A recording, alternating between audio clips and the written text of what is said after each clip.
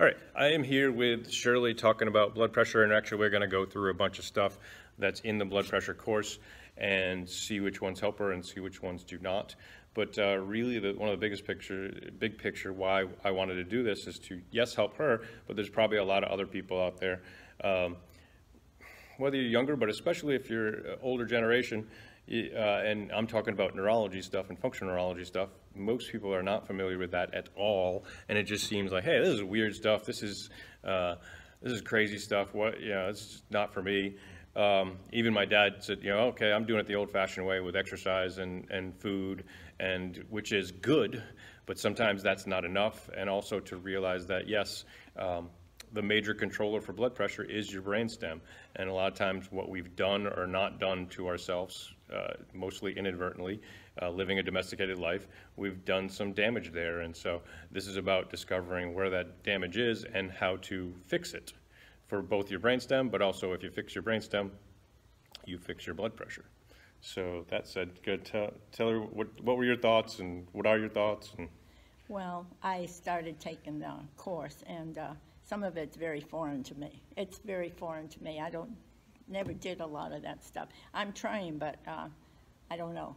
My blood pressure's down, but of course I have increased medication, so I don't know what's doing it, Yeah, and so even with the medication, we should see a difference in doing certain things or not doing certain things. So we'll take a good look at that. And so for as much as I put it into the emails and maybe some of the videos to explain it, I'm sure some people are still just either not understanding it or just it's so foreign they're like just kind of people that are overwhelmed to do nothing.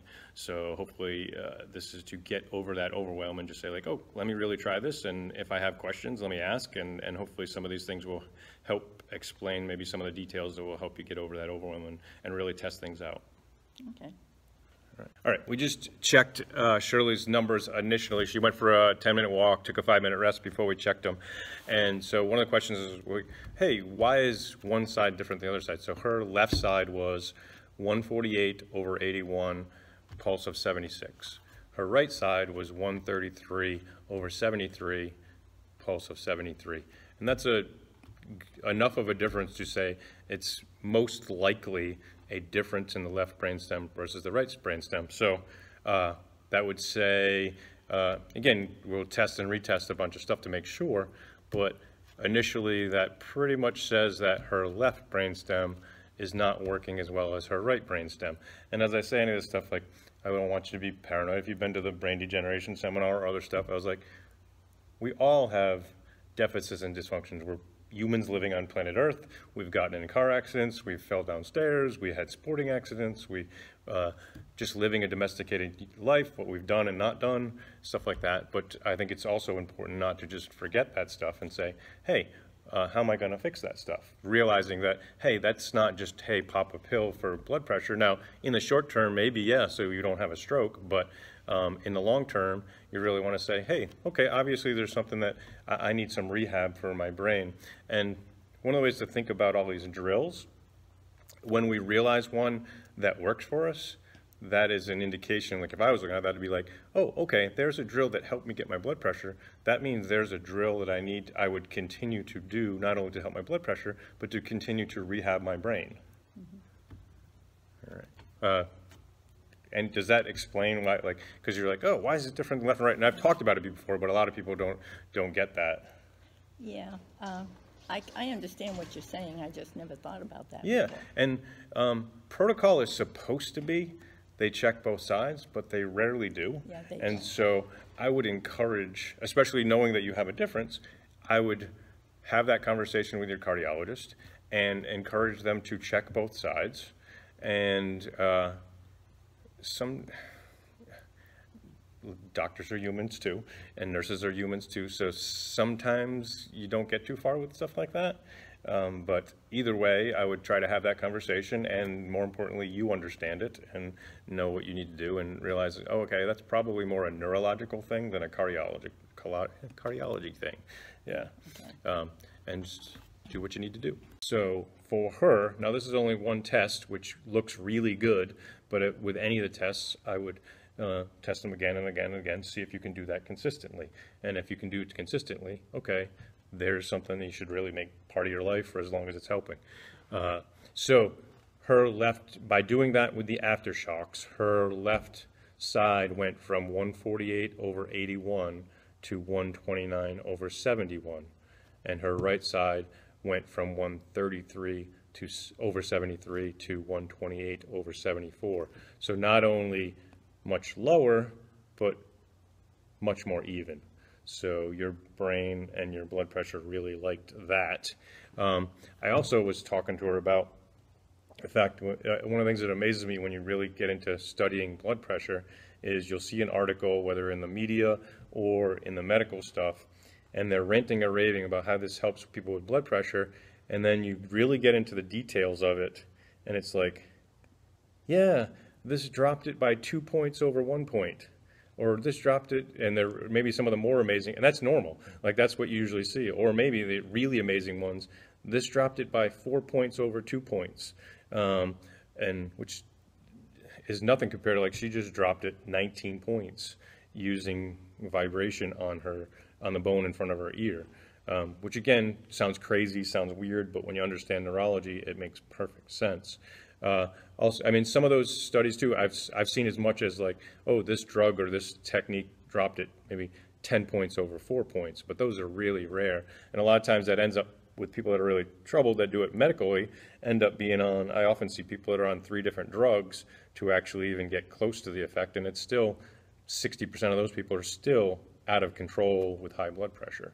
So again, especially when you know that in the long term that's worse for you, I would encourage anybody to keep testing this stuff and find the stuff that helps you naturally and make it part of your life.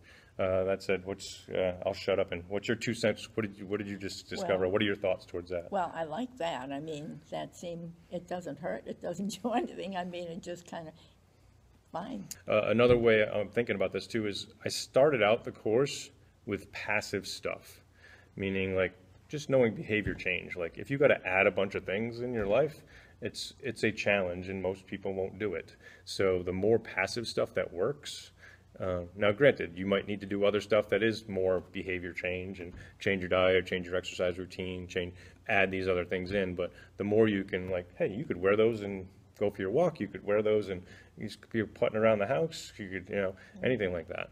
So really keep in mind how passive things can help you. Anything else on that one? No, I think that's good. All right. After binaural beats evenly, meaning we didn't mess with the balance left or right, her left side is 129/80 and her right side is 121/74.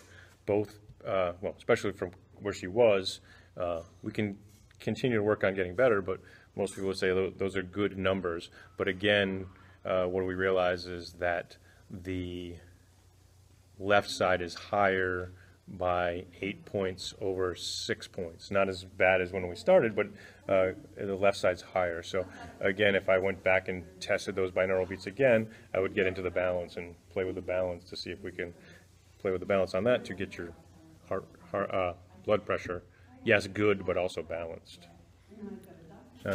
Any thoughts on that? No, it just surprises me when I see the readings, I guess, after just something simple like this. Yeah. Yes. And so we were talking about it off the video, but let's get it on the video to help everybody. One of the principles in studying functional neurology is that everything matters. So little things all matter. They make a difference in how our brain works. They make a difference in how our heart works and everything. And they can be little effects or they can be huge effects. So little things don't always make huge effects, but sometimes when you really pay attention, there are lots of little things that we do throughout the day or don't do throughout the day that can really crash us or really help us. So that's part of what I do for my job, but also to help other people start to realize those things. Okay, what are those bunch of little things that can really help me that I can keep doing and really make part of my life? What are those little things that I do all day throughout the day that crash me, and let me avoid those things? As you're seeing more and more, facial nerves, hearing, eyes, those things matter for for everything, not just for your blood pressure, but we've talked about for other neurological stuff, and yeah, it can make a big difference. So yeah, it's good to understand what exactly is going on with your hearing and what exactly is going on with your vision and stuff like that. After plugging both ears, we got left was 124/67 and right was 126/68. So definitely her brain and blood pressure liked the earplugs in both ears and balanced that out. Now that was a test of one repetition. So that said, very good results, but I would want to, all right, can I repeat that, and get those results consistently? And again, if you can get those results consistently with something like that, there's something that you would want to incorporate in your life. Kind of like we just said a little earlier, like, okay, let me find all these little things, especially the easier ones, that I can incorporate into my life that balance out my brain, balance out my blood pressure. We're just saying it off camera, so we'll say it on camera again for everybody's education. We're really trying to find the appropriate amount of stimulation. So as domesticated humans, what we've really discovered, if you really understand functional neurology, is that there's some things we're overstimulated on and other things we are understimulated on. And most people would agree to that, but most people don't realize how much damage we're doing to ourselves by we're basically out of balance with the stimulation to our ears, the stimulation to our eyes, the stimulation to our skin. We're getting too much of some stuff and not enough of other stuff, and we're out of balance, and that often correlates to my body and my brain are stressed out, my blood pressure goes up. So when we can balance our sensory stuff out, our brain relaxes, our heart relaxes. Yeah. That makes sense. Yeah. After the pinhole glasses, her left side went to 121/66 and her right side went to 115/69, which is definitely the lowest we've seen so far. So I like that. And then we did both sides. So lowest we've gone, but it's still out of balance with the left side higher. So towards that, if you were playing with glasses, you might actually play with like covering one eye and having shades on one side. So stuff like that. Thoughts? Well, I'm surprised how low the blood pressure is, even with those seems like simple things. Yeah,